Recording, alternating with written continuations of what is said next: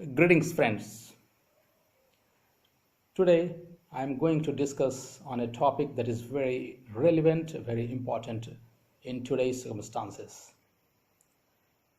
The kind of situation we are in today, social, political, financial situation,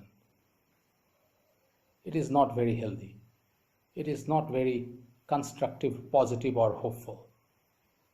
Beyond that, coronavirus or COVID-19 for the last 1 year, it is posing a very great challenge, one of the greatest challenges to the mankind, to the human race in foreseeable future. I think in almost 200 years or 300 years or 500 years, you are in a situation like this when you are standing against a wall that is not going to crumble, or you are incapable to demolish the wall. Task is definitely a very difficult task if it is not impossible. More than that, the kind of situation is developing, in the light of the COVID-19 or coronavirus. The kind of governance, the kind of direction, the kind of leadership that is being provided by the political leaders or the government leaders across the world from any country. Unfortunately, no political leader in any country or no political leadership in any country has risen to the challenge posed by coronavirus or COVID-19. And what is the result or what is the outcome? The situation is going from bad to worse. There is no sight of any vaccine so far. No country has shown the kind of willpower, the kind of resource, the kind of imagination, or the kind of ideas, innovation to confront COVID-19 or coronavirus in its desired way. Most of the countries, they resorted to lockdown. They are still continuing with the lockdown and resulting into poverty, resulting into hunger, resulting into destitution for the common people, for the mankind, or for the people in their own countries. Somehow the political leaders today, they appear to be out of place, they appear to be idealists, they appear to be incapable, incompetent. They are not competent to handle the situation, handle the problems, so that they can take their countries out of this morass, out of this problem. On top of that, countries which are not showing themselves up in the best desired manner, in the most positive manner, so that the world can take an idea, can take a leaf out of these countries. Particularly, I'm talking about India and United States of America. These two democracies, democracies, they are in a position, or they can really provide the kind of environment, the kind of scenario, the kind of situation where most of the stakeholders can perform to a desired level, where the country stands to gain out of it, gain out of the problems, gain out of the situation. And particularly, democracy provides a platform where everybody feels active, feels engaged, provided the kind of atmosphere that is required for a successful democracy is provided by the political leaders of the country or of the society. Two of the democracies. Today, I'm going to discuss on the democratic system, on the democracy, on the democratic platform that is available or that is functional particularly in these two countries, India and United States of America. What kind of situation, what kind of democratic situation, or what kind of democratic scenario is prevailing? And when you are confronted with a disease like this, with a pandemic like coronavirus or COVID-19, your governance system must be upright, must be successful, must be responsible, must be accountable, and must be providing an environment where everybody feels encouraged to perform or to go beyond the limit to perform. Only then you are going to fight or going to confront successfully this coronavirus or this COVID-19. Recently, these two countries have experienced elections also. The famous, every country in the world is watching the United States presidential elections 2020, which is taking place, almost over. Decision has come. And in India, if I'm talking about India, then in India, some of the parliamentary constituency by-elections have taken place, some of the legislative constituencies by-elections have taken place, and in one state called Bihar, where legislative assembly elections have taken place. What has happened? What is happening? How the democracy is turning out to be in these two countries? how the political leaders of these two countries are taking democracy, utilizing democracy, or enabling or disabling democracy to handle or to tackle the problems being faced by these two countries. Friends, I am going to focus or I'm going to restrict myself to the discussion on democracy in India and USA vis-a-vis the problems that are confronting these two countries, or these two countries are facing the problems separately, individually. Democracy, you friend, democracy can provide or can do wonders for any society or any country if you are in a situation, if you are in a position to utilize it. But if you are going to abuse democracy, or if you are going to misuse democracy, then it is going to present a very difficult scenario, very difficult situation, circumstance for the country, not only for the country but it's the society also, human rights of the country also. And the kind of problem that you will be in, the kind of morass you will be in, it will be very difficult, if not impossible, to handle them, to tackle them. Before I begin my discussion on democracy in India and USA, I will request you to like and subscribe my channel, Alok Kumar India. And if you like the discussion, please share it with your friends, relatives, and acquaintances so that they also stand to gain out of it. Now, friends, let me begin the discussion today, and let me take you along, carry along. I will restrict myself to the democracy or democratic governance or democratic system in these two countries during last 50 or 100 years maximum. Because in USA, if you ask me, USA is having more than 200 years of democracy. And if you talk about India, India is having around 70 or 72 years, 4 years of democracy. You can say India has 1/3 of the democratic age in comparison to United States of America. But still, any country can have good democracy, can have best democracy or better democracy, irrespective of the number of years democracy is there in existence. India and USA, two of the largest democracies, everyone knows. Largest democracies, biggest democracies, by population, by region, by area, whatever you call it. Both giving hope to the world, both giving hope to the mankind, to the human race. But the kind of leadership that is being provided today by the political leaders of these two countries. Is democracy purposeful? Is democracy successful? Is democracy doing what it is expected to do? Is democracy enabling, or is it disabling the population of these two countries? We will discuss. Perhaps democracy is now teetering at the hands of the incapable and short-sighted politicians of these two countries. I hope you agree with this contention, with this viewpoint of mine. Why it is happening so? What is happening? Why is it so? Why myself, or why I am asking you all to agree with me with this mindset or with this viewpoint, that these two countries are now teetering at the hands of their incapable and short-sighted politicians or political leaders. Actually, it is people who make all the difference. I hope you agree. People can do wonders, particularly in a democracy, because if democracy is enabling people, people can do wonders, people can achieve anything. The human world is for each one of us. You will agree with me. The human world is for each one of us, not for only elected or selected few who are at the forefront of the government or decision-making process. The selected or the elected few who are at the forefront of the government or decision-making process should not think that they are carrying the country along or carrying the society along. Actually, it is people who can do wonders, who can make all the difference. When we the people start attaching too much of importance to these few, our path down the hill starts. Our deterioration, our degeneration starts. Our development in the negative starts. We commence a journey bad for us and our human goals. Elections are part and parcel of a democracy. I hope you will agree. Elections are part and parcel of a democracy. Without elections, no democracy can survive, or no democracy can be without elections. But do elections today serve the purpose of democracy and the people involved? Is it engaging and inclusive for every stakeholder in real sense?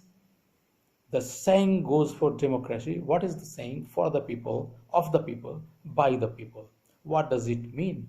Do political leaders and parties understand the meaning well and accordingly fulfills the role basis this definition of democracy? Democracy provides possibilities for equal access to and distribution of resources, opportunities, strategies, crises, assets, and liabilities. Democracy is for the common good, larger good, and not individual good. If the political leaders of any country understand this meaning well, they can do wonders for their country, for their society, for their population.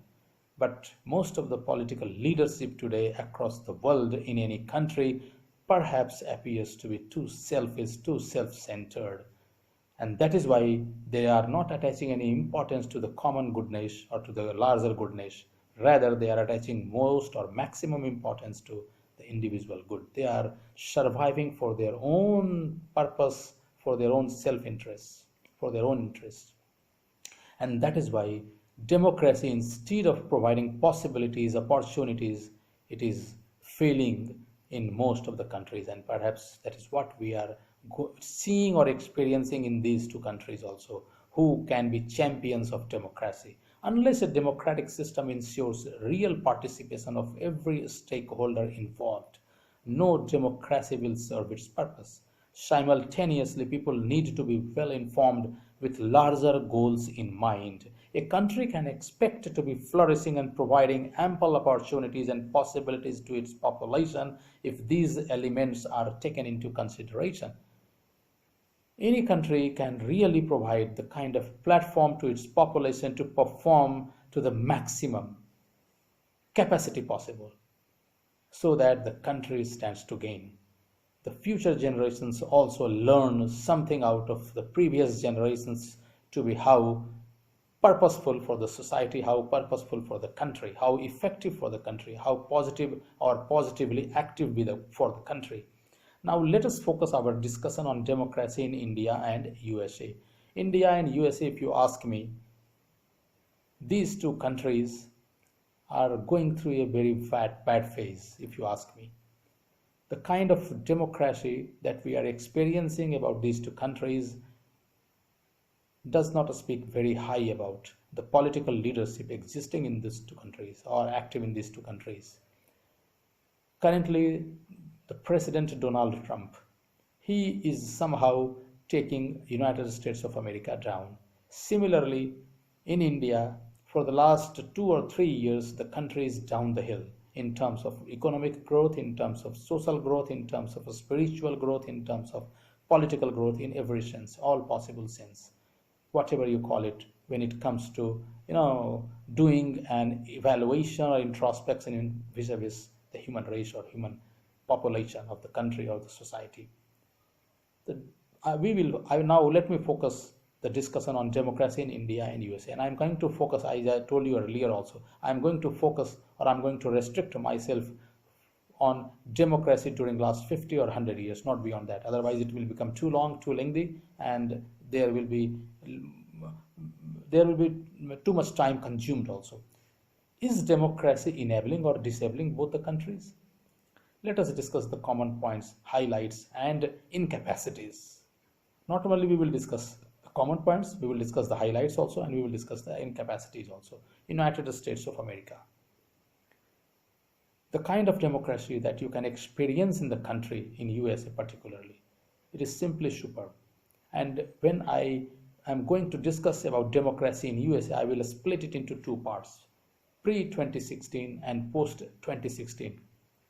Perhaps post-2016, the democracy in USA is much different than what it used to be pre-2016.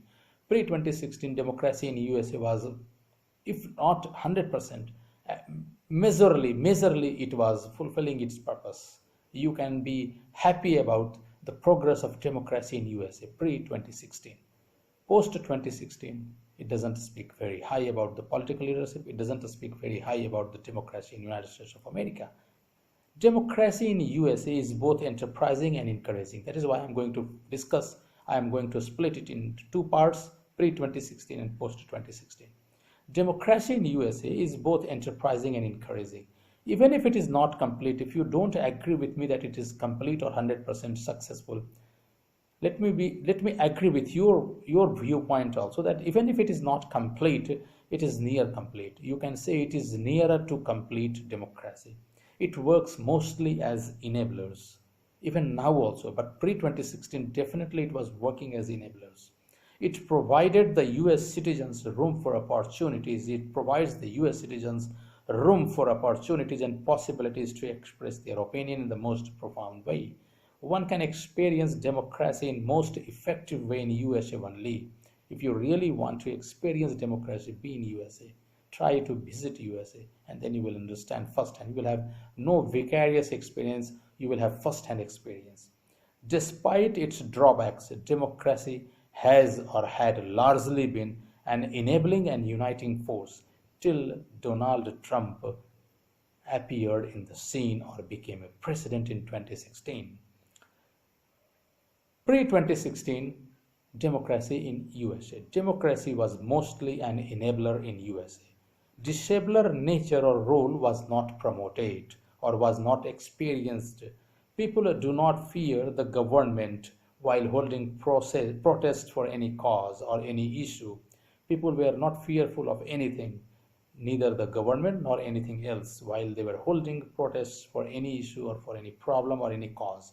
No government or body can term or could term one anti-national for these matters. Even a single individual could hold protest without fear from bullish criminals, political worker, or antisocial elements. Equal treatment of citizens ensured maximum participation in the labor force. Men and women mostly enjoyed their freedom and were not discriminated against to a large extent. Nobody can or could exploit anyone for being small and insignificant in the society. Being small, being significant was not a reason for any sort of discrimination. Human rights or human freedom index was practically desirably best in the world. It is even today also, when you compare with the situation or circumstance prevailing in other countries, it is even today also. But I am telling you that pre 2016 it was all very ideal or mostly ideal. Transparency and fairness were mostly followed in the best interests of the nation and people. Anti-people leaders and decisions were exposed effectively and mercilessly. Despite differing views on different issues inside the country, political leaders had one single focus in their mind: USA and its interests. For the outside world, they were all one and together. Mostly these factors or these elements you can experience even today when you compare the democracy of United States of America with other countries' democracy, or with democracy or with democracies in other countries of the world. But pre 2016 was a different story altogether. I'm repeating this sentence: divisive, fragmented, disintegrating, short-sighted approaches were defeated and smothered effectively, not to flourish again. Freedom of speech, freedom of association, right to privacy were the most important elements and could never be allowed to compromise. Data security was also important. These are important even today also, in comparison to other countries in the world. These elements are still active, still effective.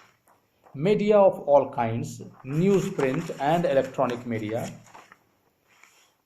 of all kinds, newsprint and electronic media, social media, all were free from any political or government control and pressure.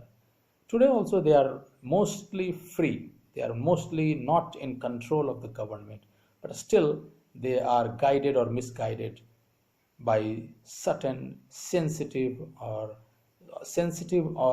what should I say, impulsive elements or facts or factors. Individual and corporate talents and capabilities were promoted and harnessed to the best interests of the society and the country. Education, healthcare, and social security system all were desirably functional, taking care of the growth prospects for the country. Target group for the government bodies, corporates, universities, hospitals, etc. were always at the center of the policy making process or decision making process, policy making process or decision making process. Target group for everything, whatever you call it, government bodies, corporates, universities, hospitals, or whatever way, whatever department you call, whichever department you call, whichever wing of the government you say, they were always at the center of the policy making process or decision making process. Mostly all lives were mattering, all lives mostly mattered. These were certain important elements of democracy in USA pre 2016. Now, what has changed post 2016 with the advent of Donald Trump in the US political scene or firmament? Donald Trump has a very destructive, not constructive, transformation or transition in the democracy in USA. What is that transition? Democracy pre 2016 and post 2016 are totally different in practice and philosophy. With the advent of President Donald Trump, all the positives mentioned above are on the decline or are on the verge of disappearing from the US political scene. Trumpism is a new phenomenon giving new definition to democracy and its elements. Fake news is mandatory, perhaps, mandatory and being sponsored. Lies are being promoted from the top itself.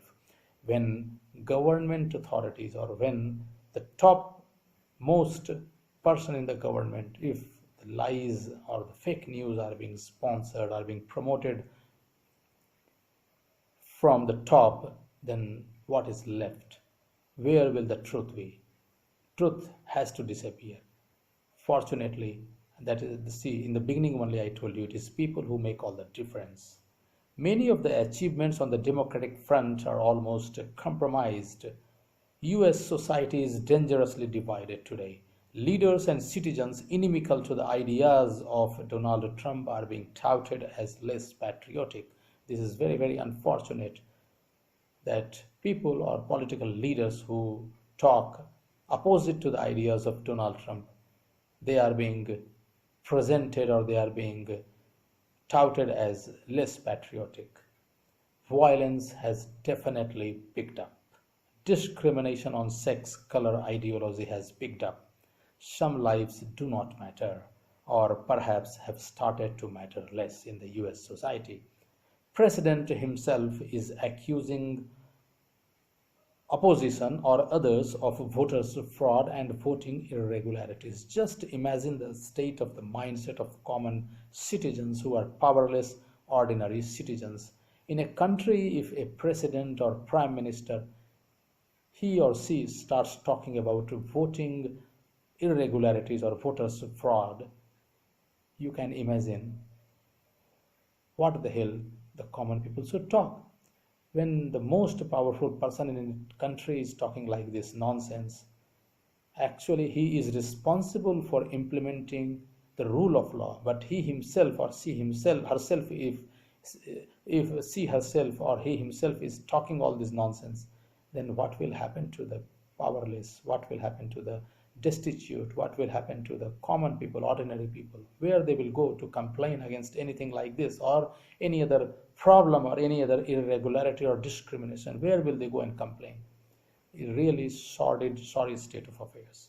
World is getting less positive message today out of democracy in USA. Unfortunate, really unfortunate.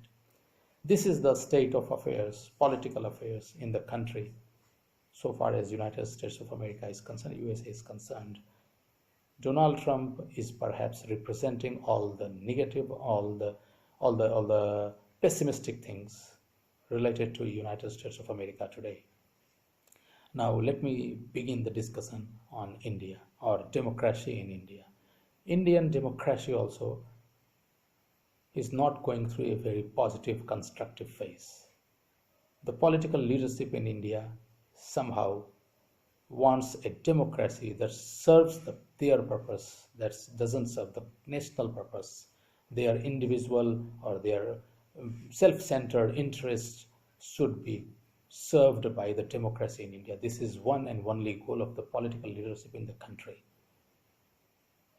And it is really unfortunate so far as India is concerned. USA and India both were presenting, or both could have presented, a democratic setup to the world where people or other countries could have followed the democracy or democratic setup so far as governance is concerned. But the kind of democracy these two countries or political leadership of these two countries are trying to display or trying to implement or trying to put in practice, I think people or the countries of the world, they will not be very acceptable, they will not be very positive, they will not be very encouraging of the democracy or democratic setup of governance or democratic governance setup. Democracy in India, in my opinion, can be split into four categories. And just like the democracy in USA, we have split up in two categories, pre-2016 and post-2016. Democracy in India can be split up in two categories or two periods, you can say, pre-2014 and post-2014. Because as Donald Trump came in the scene, similarly Prime Minister Narendra Modi came in the scene for India in 2014, and the changes in democratic setup or democracy of India started from that time onwards. In my opinion, democracy in India can be clubbed or can be categorized in four different categories. With the independence in 1947, India tried to implement or trying to put in practice a democratic setup of governance. But right from beginning, the democracy was not the kind of democracy was expected for a better governance or for the best system of governance. We can say that India implemented a kind of alternative democracy or alternate democracy. The four categories that I am talking about democracy in India is: first is alternate or alternative democracy. Second one is feudal democracy or feudalistic democracy. Third one is free for all democracy. And fourth one is today's democracy, which you can say chaotic or despotic democracy. And further, democracy in India can be clubbed into different periods, pre-2014 and post-2014. So let me begin the discussion and why I am holding this opinion that democracy in India can be clubbed in four different categories. We will come to know as we discuss further or as we move on with our discussion today. The democracy in India is both enigmatic and surprising. Enigmatic in a sense that different states or different political leaders have different definitions of democracy, and that is why it is enigmatic and surprising. What you can say today, what you can see today will be totally different tomorrow or day after. Right from the start, it is never complete. That means right from beginning or right from independence, right since independence in 1947, the democracy in India is never complete, not even half complete. It is more of a disabler than enabler. For this, mostly governments and political leaders are responsible. Democracy in India can be split into four categories, as I was telling you just now. These four categories can be further split between pre-2014 and post-2014. Pre-2014, now let us focus our discussion on pre-2014. After independence in 1947, India started with an alternate or alternative democracy. It continued with it for a couple of decades. Decisions were being taken and policies were being designed, formulated and implemented in the name of alternative democracy. Some people, if they like, I do not subscribe to this idea, but some people, if they like, not me, may call it pseudo-democracy too also. They may even call it pseudo-democracy, not alternative or alternate democracy, but pseudo-democracy. The deterioration began after an interregnum. In the democracy or in the kind of nature of democracy, the deterioration started after a gap or after an interregnum. Subsequent to alternative democracy started a phase of feudal democracy. Feudal democracy started with the abolition of princely states and the attached private purses by erstwhile Prime Minister Indira Gandhi in 1971. Actually, some of the princely states were continuing, and the government was providing them for their livelihood, for their existence, for their survival. Private purse system was there, by which government was giving them expenses, funds for their survival, for their existence, for their livelihood. And this privy purse or this princely estates and the attached privy purse system was abolished by Prime Minister Indira Gandhi in 1971. But it gave birth to a different kind of democracy, and that is feudal democracy. One kind of feudalism was replaced by another kind of feudalism. The knightly feudalism was replaced by democratic feudalism, or that is why I am calling it feudal democracy. The alternative feudalism took birth from here. Feudal democracy continued for few decades till the birth of free for all democracy.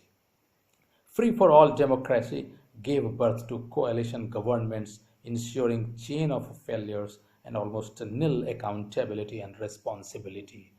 After feudal democracy, India witnessed free for all democracy, and free for all democracy was there for maybe 2-3 decades, but it presented a period or a governance system where nobody was responsible, nobody was accountable. It presented a chain of failures for the country.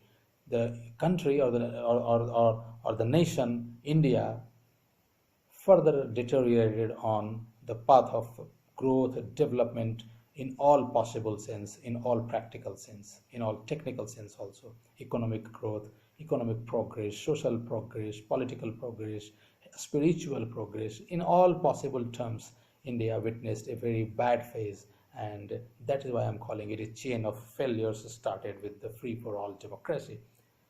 Free for all democracy too continued for few decades, causing India irreparable losses.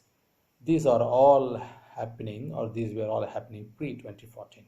Post-2014, with the advent of Prime Minister Narendra Modi, what happened, or what did happen actually, and what kind of democracy are we seeing today? Simultaneously with the parliamentary elections in 2014, or maybe a year before that, started chaotic democracy.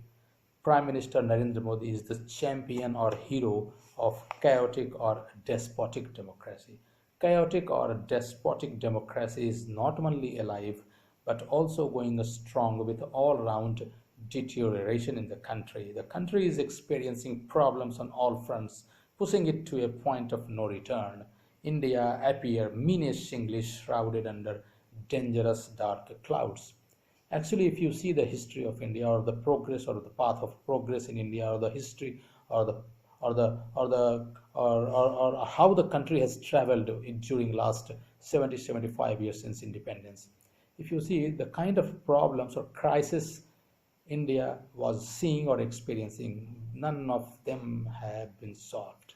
They are still in existence, they are still prevailing. More than that, new problems have also got added, and all this together is presenting a scenario for India where we can say that India is in the midst of very dangerous dark clouds.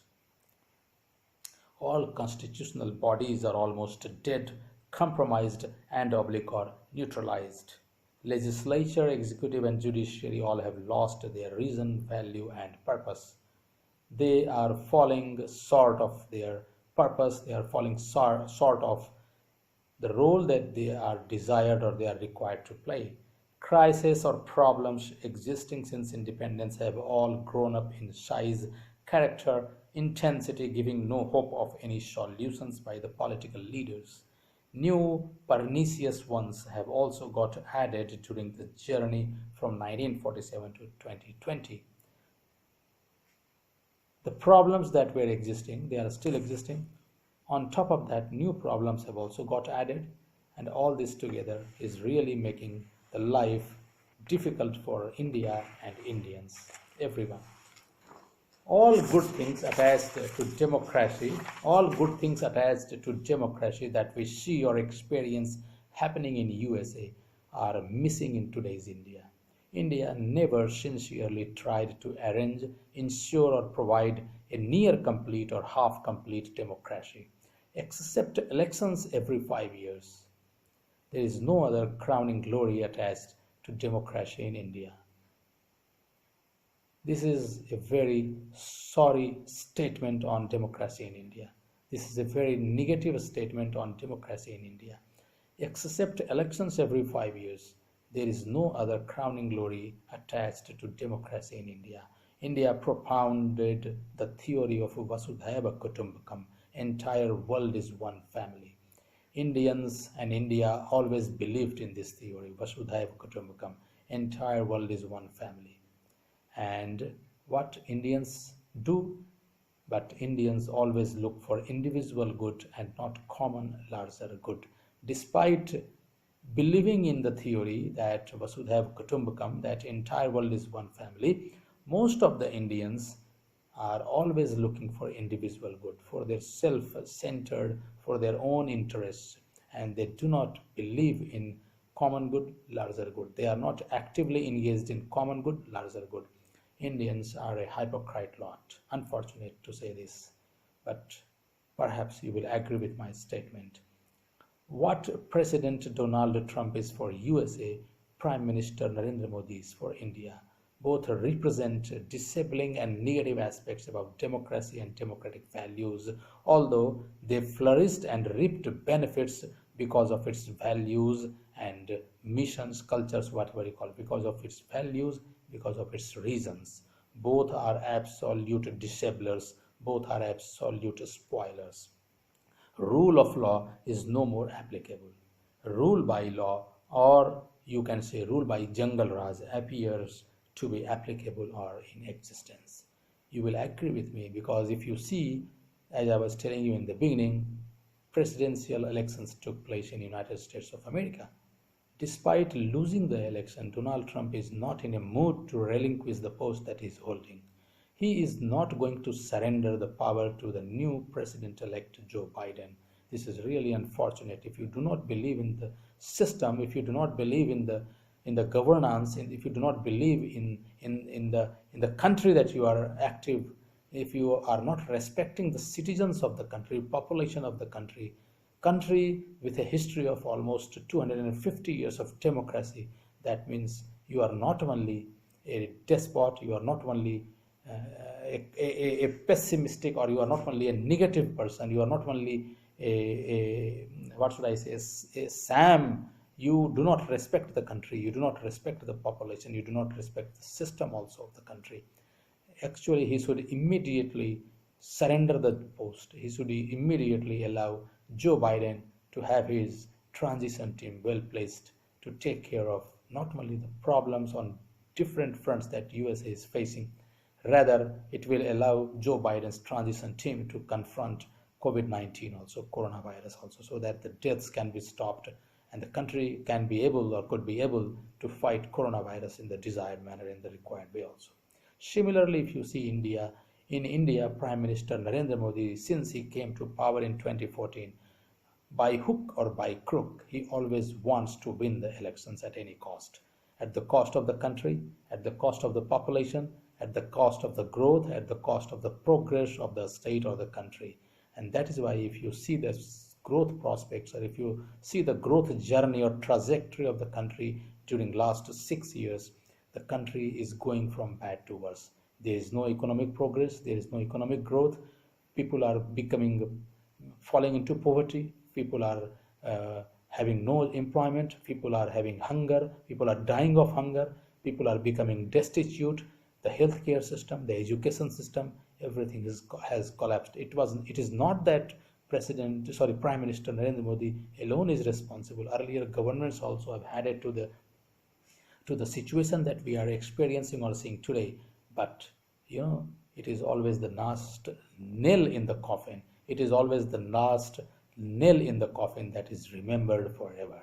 And in that sense, Prime Minister Narendra Modi is perhaps proving to be the last nail in the coffin for India. Unfortunate, we must empower the world to experience enabling features of democracy, to help a human race address concerns and problems of today to survive and enable future generations to survive. Friends, before I finish or before I complete and before I stop, I just want to highlight only one thing. Democracy and democratic setup can do wonders for any country, for any society, for any people, anywhere in the world, any country in the world. Under any circumstances, at any cost, democracy and democratic values must be honored, must be respected, must be implemented, must be continued, so that every stakeholder in the society, every stakeholder in the country, every living element in the country stands to gain out of it, contributes, maximum contributes for the benefit of the country, for the benefit of the society, and always tries to optimize itself, himself, or herself for the benefit of the population, for the benefit of the country. Today, with this discussion, with these points in discussion, let me finish, friends. Let me say thank you to all and wishing you all the best in the future. Let me finish. Thank you. Thanks again, friends, once again.